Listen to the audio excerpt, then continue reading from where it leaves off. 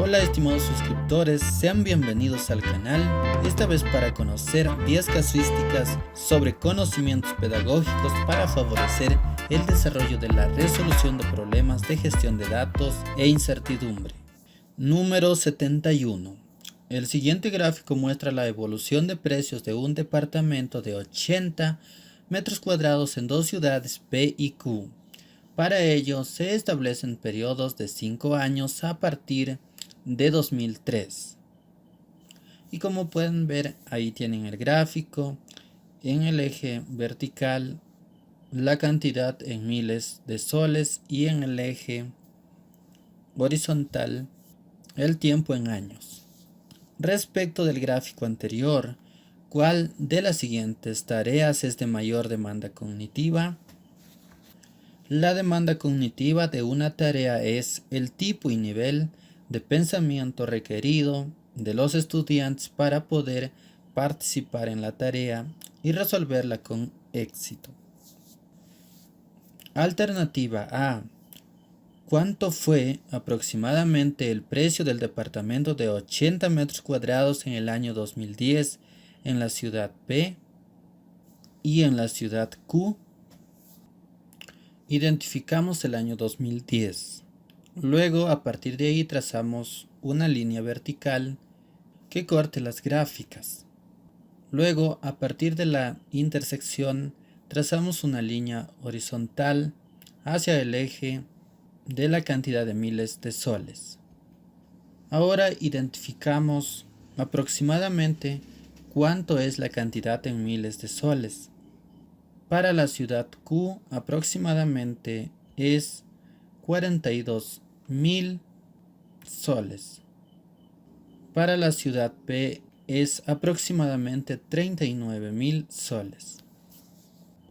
Como pueden ver, esta tarea es de baja demanda cognitiva, ya que no se usa algoritmos y lo que se indica es claramente qué hacer. Alternativa B. ¿En qué años fue superior el precio del departamento de 80 metros cuadrados en la ciudad Q respecto del precio en la ciudad P? Ahora identificamos la gráfica de la ciudad Q que esté por sobre de la ciudad P. Y como pueden ver, empieza a partir del 2008 y termina aproximadamente en junio del 2016. Durante esos años, el precio del departamento de 80 metros cuadrados en la ciudad Q fue superior al precio de la ciudad P. Esta tarea también se considera de baja demanda cognitiva, ya que no se usa algoritmos y lo que se indica es claramente qué es lo que se debe hacer. Por lo tanto, no requiere explicaciones para su desarrollo. Alternativa C. ¿Durante qué periodo aumentó con mayor rapidez el precio del departamento de 80 metros cuadrados en la ciudad Q? Si nos fijamos en la gráfica del precio de la ciudad Q, como pueden ver, en los tres periodos, el precio del departamento de 80 metros cuadrados de la ciudad Q ha aumentado. Pero hay dos periodos que son parecidos y es el periodo del 2003 al 2008 y del 2008 al 2013. Ahora, para poder determinar ese aumento se puede hacer a través de un algoritmo. Y en este caso voy a aplicar la diferencia del 2003 al 2008. Como pueden ver, el 2008 es 30.000 soles menos del 2003, que es 10.000 soles. Haciendo esa diferencia obtenemos que es igual a 20.000 soles. Y el otro periodo es del 2008 al 2013. En el 2013 el precio del departamento es de 60.000 soles y en el 2008 es de 30.000 soles. Entonces hacemos esa diferencia y obtenemos que es igual a 30.000 soles. Entonces ya se puede dar respuesta a esa pregunta.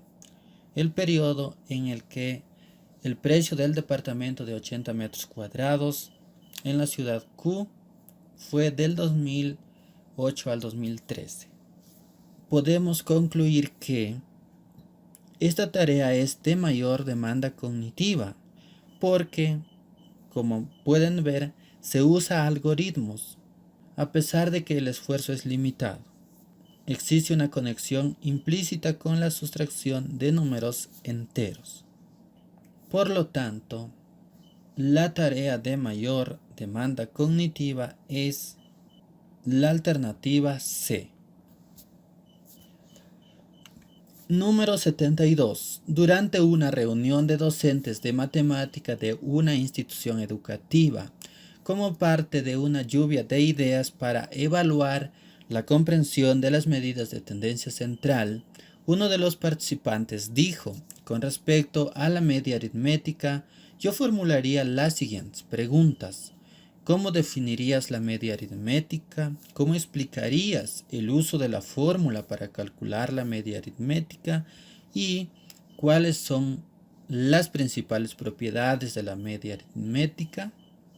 Si el propósito es evaluar la comprensión de la media aritmética, ¿por qué no son pertinentes las preguntas planteadas por el docente?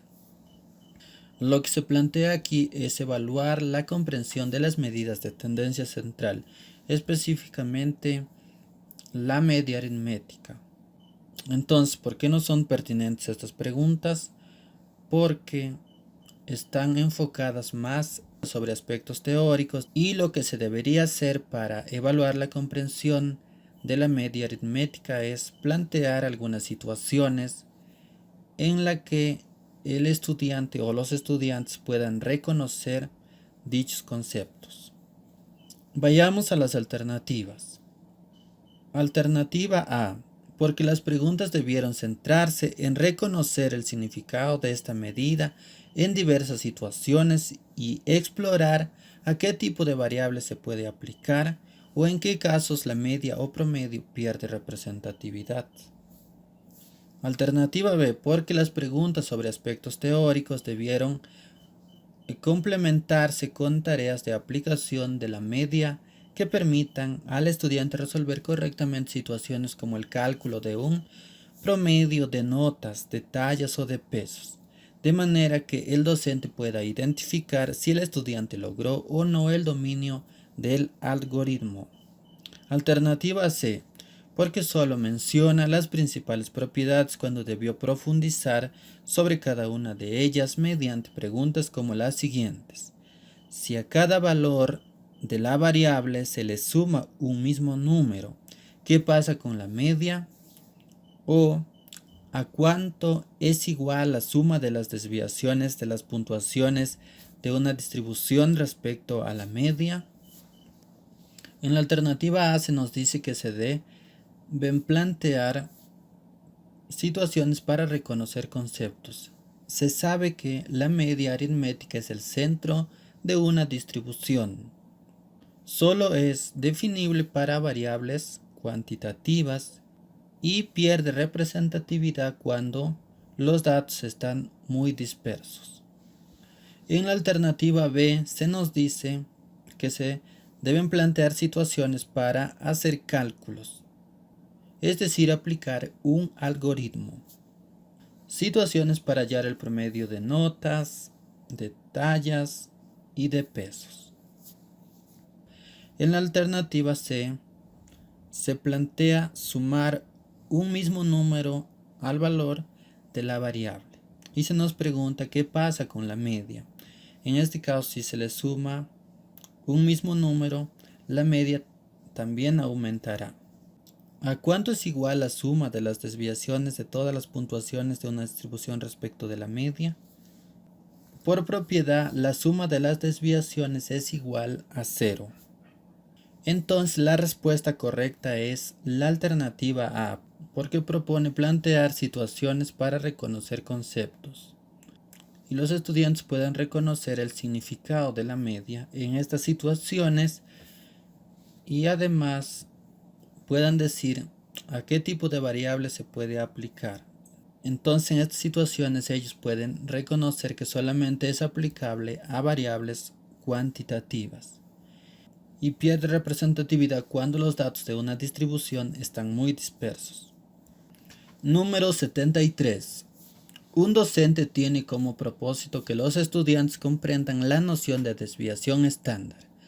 ¿Cuál de las siguientes tareas es más pertinente para ello?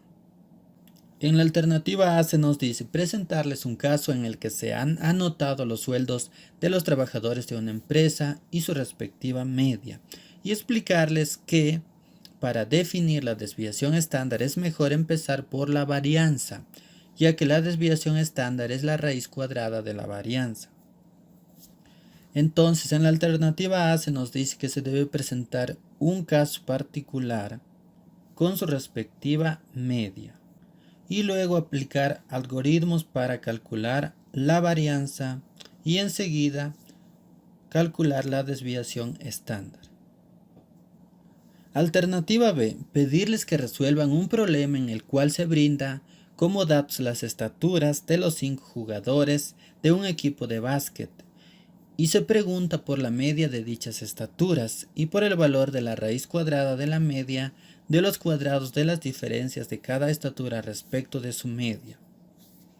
Como se pueden dar cuenta, en la alternativa B se solicitan cálculos. De esta situación que se plantea, se pide calcular la media y la desviación estándar. Alternativa C. Proponerles una situación en la que se han registrado las masas de un conjunto de productos salidos de una línea de producción, las cuales deben cumplir con un valor promedio requerido.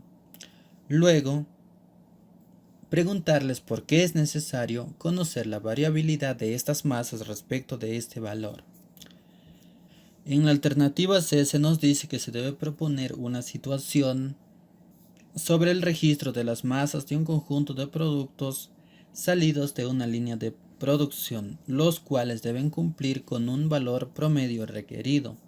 Luego, preguntarles por qué es necesario conocer la variabilidad de estas masas respecto de este valor. Es necesario conocer la variabilidad de las masas para tener mayor información sobre la dispersión de dichos datos. Por lo tanto, la respuesta correcta es la alternativa C. Número 74. Una docente tiene como propósito que los estudiantes de segundo grado afiancen su comprensión de la probabilidad de un suceso. Por ello, ha planteado la siguiente situación. Una persona va registrando si los veraneantes que llegan a una playa son varones o mujeres. Se conoce que la probabilidad de que llegue un varón es de 1/2. Cierto día se hizo el registro de las primeras 6 personas que ingresaron a la playa a partir del mediodía. Se representa con V a cada varón y con M a cada mujer. ¿Cuál de los siguientes sucesos tiene mayor probabilidad de aparecer en ese registro? Ambos son igualmente probables o no se puede saber. Como pueden ver, ahí está el suceso A y el suceso B. Un estudiante respondió que el suceso A tiene mayor probabilidad de aparecer en el registro. ¿Cuál de las siguientes alternativas expresa el error que se evidencia en su respuesta? Lo que se debe saber es que cuando se repite un experimento aleatorio muchas veces, la frecuencia relativa con que aparece un suceso tiende a estabilizarse hacia un valor fijo, a medida que aumente el número de pruebas realizadas. Este resultado, conocido como ley de los grandes números, nos lleva a definir la probabilidad de un suceso como el número hacia el que tiende la frecuencia relativa al repetir el experimento muchas veces.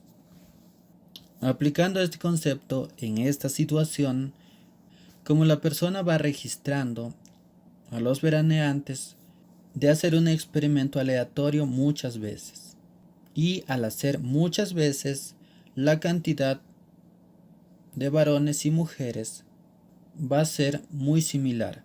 Por eso se nos dice que la probabilidad de que llegue un varón es aún medio. Pero como se trata solamente de 6 personas, el suceso B es el que tiene mayor probabilidad de aparecer en ese registro. Entonces vayamos a la alternativa A. La alternativa A se nos dice considera la comparación entre los casos favorables del suceso A y del suceso B, lo cual es falso.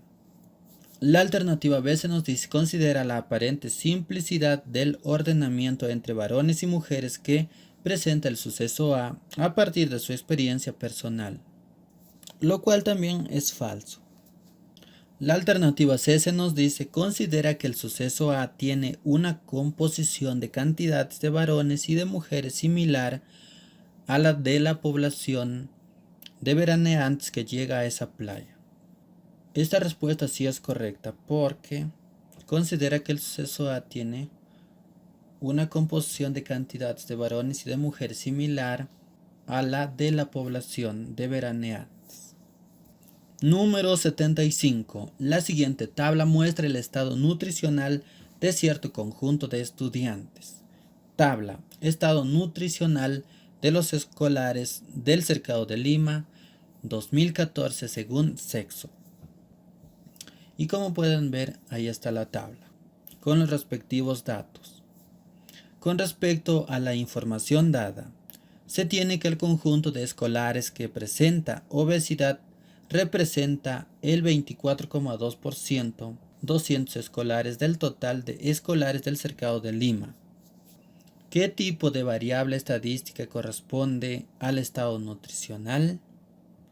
La variable es el estado nutricional de los estudiantes. Vayamos a las alternativas.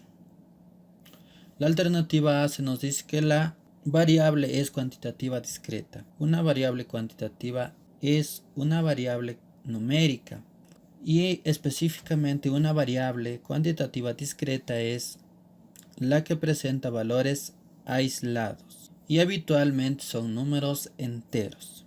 Por lo tanto, esta alternativa es falsa. La alternativa B se nos dice cualitativa nominal. En este caso, la variable cualitativa nominal es la variable que no tiene un orden natural preestablecido entre sus modalidades. Y como ven, la variable sí presenta un orden establecido o preestablecido. Por lo tanto, se trata de una variable cualitativa ordinal, porque la variable cualitativa ordinal son las que tienen un orden establecido. Sus modalidades se enuncian siguiendo cierta ordenación ascendente o descendente y no de otra manera. Por lo tanto, la alternativa correcta es la alternativa C. Número 76. En una reunión de trabajo de docentes de distintas áreas de una institución educativa, se dialoga acerca del desarrollo de un proyecto de aprendizaje relacionado a la problemática del consumo de alcohol etílico y cigarrillo en la población de adolescentes de 14 a 19 años de una localidad. Como parte del proyecto se aplicará una encuesta. 3 docentes opinan respecto de la selección de una muestra representativa a la que se aplicará tal encuesta. ¿Cuál de las siguientes intervenciones considera criterios adecuados para establecer una muestra representativa a la que se aplicará la encuesta?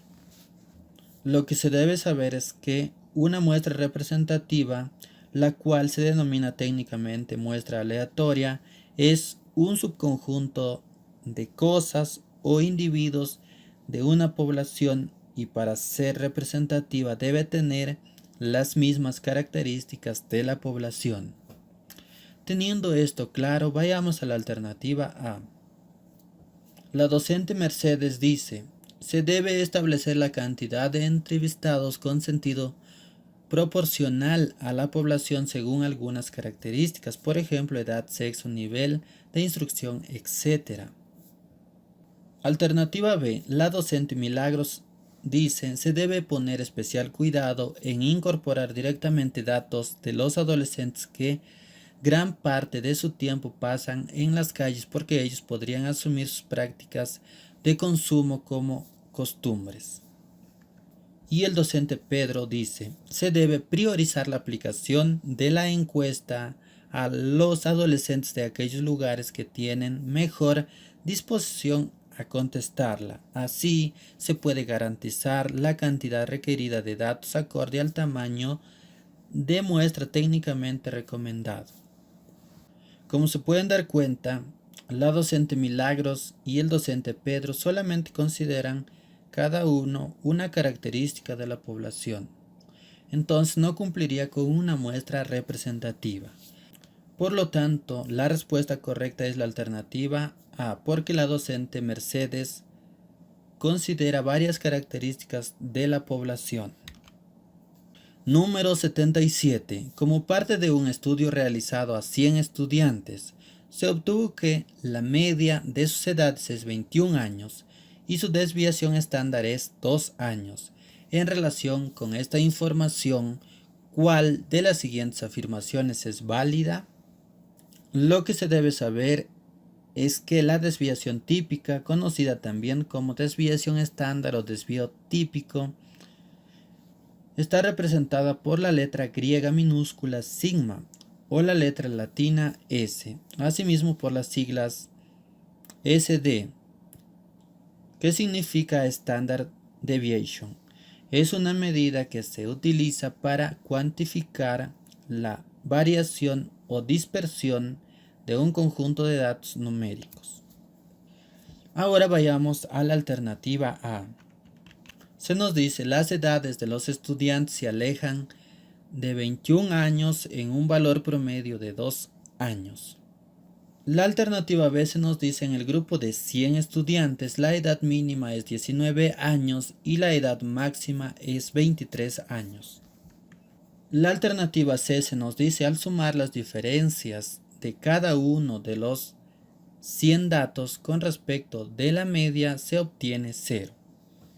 La alternativa A y B son falsas, porque como se sabe, la desviación estándar de la media se puede alejar una, dos o más veces de la media. En la alternativa A se nos dice que se aleja solamente el valor promedio de 2 años, que es lo que corresponde a la desviación estándar. Y en la alternativa B se nos dice que la edad mínima es 19 años y la edad máxima es 23 años, lo cual es falso. La mínima puede ser un poco menor a 19 años y la máxima también puede ser un poco mayor a 23 años. Entonces, la alternativa correcta es la alternativa C, porque si sumamos las diferencias de los 100 datos respecto de la media, vamos a obtener 0. Número 78.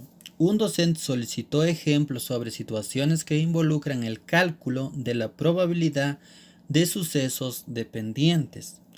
3 estudiantes dieron las siguientes respuestas. Hugo, la probabilidad de que el tercer foco revisado esté en buen estado durante la revisión de un lote de 100 focos con un 2% de focos defectuosos. Gladys, la probabilidad de obtener en una segunda extracción una bolilla de color rojo si se conoce que la urna contiene una bolilla roja, una bolilla azul y una bolilla blanca, y que siempre se devuelve a la urna la bolilla extraída.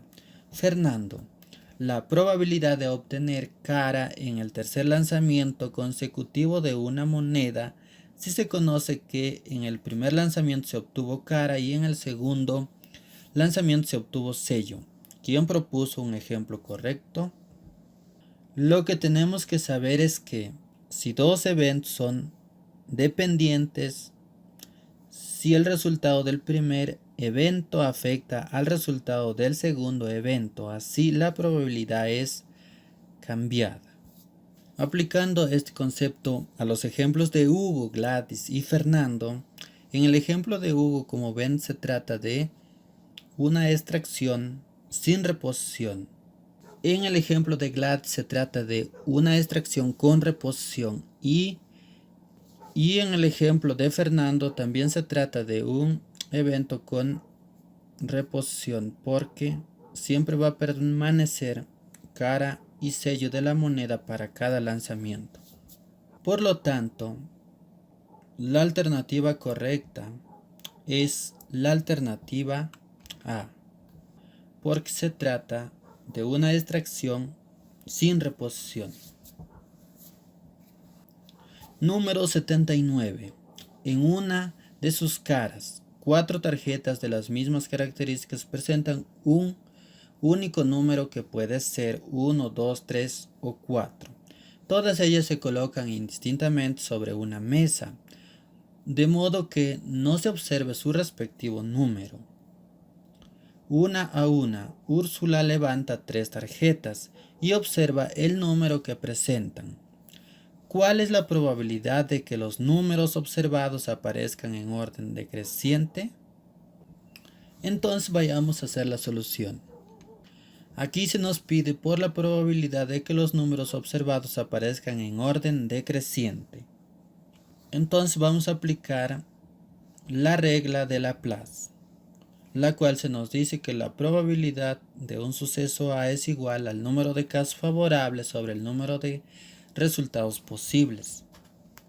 Lo que debemos hallar es el número de casos favorables y el número de resultados posibles.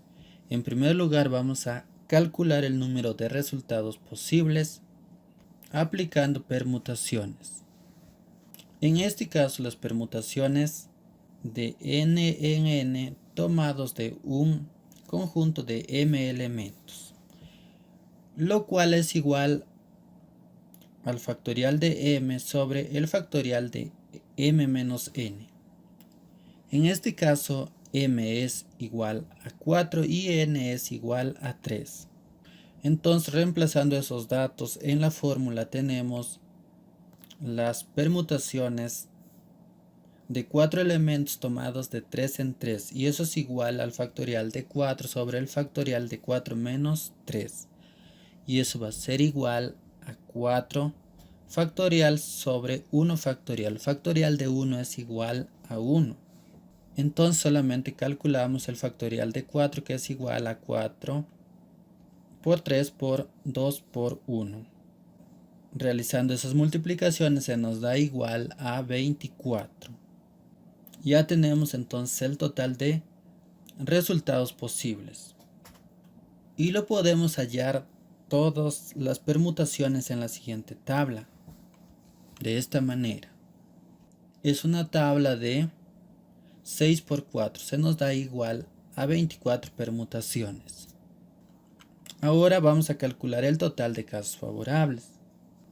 El total de casos favorables lo podemos calcular haciendo las combinaciones del total de elementos que son 4 tomados de n en n y eso va a ser igual a m factorial sobre n factorial sobre m menos n factorial y eso va a ser igual a m factorial sobre n factorial por m menos n factorial.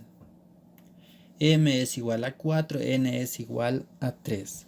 Reemplazamos entonces esos datos y tenemos que las combinaciones de ese conjunto de 4 elementos tomados de 3 en 3 es igual al factorial de 4 sobre factorial de 3 por factorial de 4 menos 3. Y esto es igual a 4 factorial sobre 3 factorial por 1 factorial. Factorial de 1 es igual a 1, entonces solamente se nos quedaría 4 factorial sobre 3 factorial. Ahora podemos hacer 4 por 3 factorial sobre 3 factorial. Podemos simplificar 3 factorial y se nos queda solamente igual a 4. Entonces los casos favorables son 4 y lo podemos identificar en la tabla. Como se nos dice que tiene que estar ordenado de forma decreciente, vamos a identificarlos en la tabla. Y es 3, 2, 1, 4, 2, 1, 4, 3, 1 y 432. Esos son los únicos casos favorables. Ahora ya podemos calcular la probabilidad. Y es igual a 4 sobre 24. Podemos simplificar. Sacando cuarta se nos da 1 y cuarta de 24 se nos da 6. Por lo tanto, la respuesta correcta es 1/6 y pertenece a la alternativa B. Número 80. En un estudio médico referido a la incidencia de una enfermedad muy grave en cierta ciudad, se encontró que del total de sus habitantes, el 10% cree que está enfermo y realmente lo está. El 60% cree que está enfermo, sin embargo no lo está. El 5% cree estar sano, pero no lo está. Y el 25% cree estar sano y realmente lo está. Durante uno de los chequeos preventivos realizado por la municipalidad de esa ciudad, será atendido un habitante que cree estar enfermo. ¿Cuál es la probabilidad de que dicha persona esté realmente enferma? Vayamos a conocer la solución. Los que creen estar enfermos son el 10% y el 60%. Como ven, hay dos grupos que creen que están enfermos. Un grupo que es de 10% y realmente lo está. 10% se puede representar en fracción como 10 sobre 100. Lo que nos dice que de cada 100 personas, 10 habitantes realmente están enfermos. Y el otro grupo que creen estar enfermos pero no lo están, son el 60%. En fracción es 60 sobre 100. Entonces los habitantes que creen que están enfermos y no lo están es igual a 60 habitantes. Ahora, para calcular la probabilidad vamos a aplicar la regla de Laplace, la cual se nos dice que es igual al número de casos favorables sobre el número de resultados posibles. El número de resultados posibles sería 60 más 10, que es igual a 70. Y el número de casos favorables es solamente 10, porque se nos dice que el 10% cree que están enfermos y realmente sí lo están. Entonces nuestra probabilidad es igual a 10 sobre 70. Simplificando un 0 se nos queda 1 sobre 7 y pertenece a la alternativa B. Muchas gracias por llegar al final de este video. Si te ha gustado puedes darle a like y compartirlo con tus amigos en tus redes sociales. Si no estás suscrito al canal, puedes suscribirte y activar la campanita de notificaciones. Conmigo será hasta el próximo video.